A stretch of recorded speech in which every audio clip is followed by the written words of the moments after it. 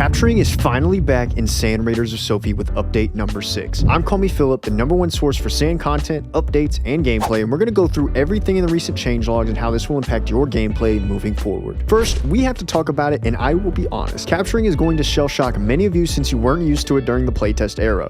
I've been fiending for this for the past month, and it was like a part of me was missing after playing the playtest for 2 years. Today, I ran 3 solo storm dives this morning and watched everyone freeze up at the thought of anyone actually raiding them or camping an extraction.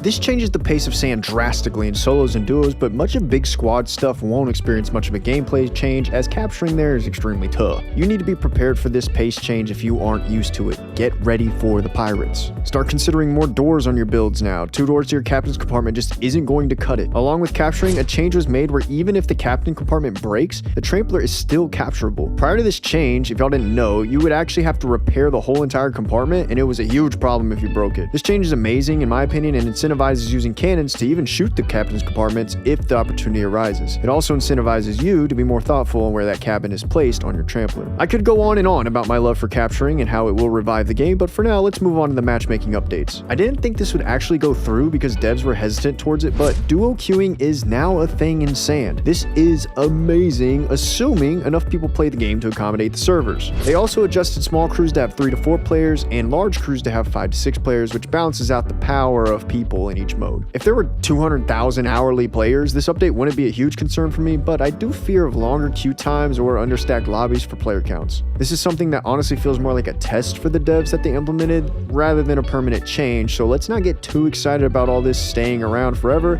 if it doesn't work out. Next on the list are maneuverability adjustments and capture stun mechanics. Maintaining your trampler maneuverability stat when building a trampler now determines the impact of energy rods. This is something we've actually been wanting because it makes sure insanely big, unintelligent builds can't just come after smaller builds as quickly. They give us stats in writing for the boosting adjustments, but it's honestly easier to visualize. Essentially, as long as your maneuverability is above 30%, you will maintain a 100% boost effect during its duration. When maneuverability falls below 30% through things like bad builds or broken legs, you will only get half the boost effect for energy rods. This basically just means you can't power through a broken leg all the time. It now penalizes you more and more for the lower overall maneuverability. Now, maneuverability can be increased through getting better modules through the tech tree, having sensible builds, and keeping your legs up in a match. This section gets a little nerdy, but as long as you're using good builds and keeping stats out of the red, you will be fine. Finally, basic updates include anti-cheat improvements, fixes to false positives, interaction improvements, stops tramplers from bouncing on that thing once it's destroyed, and some fixes to spectator mode. This update with capturing has brought back all of my faith in Sand's longevity.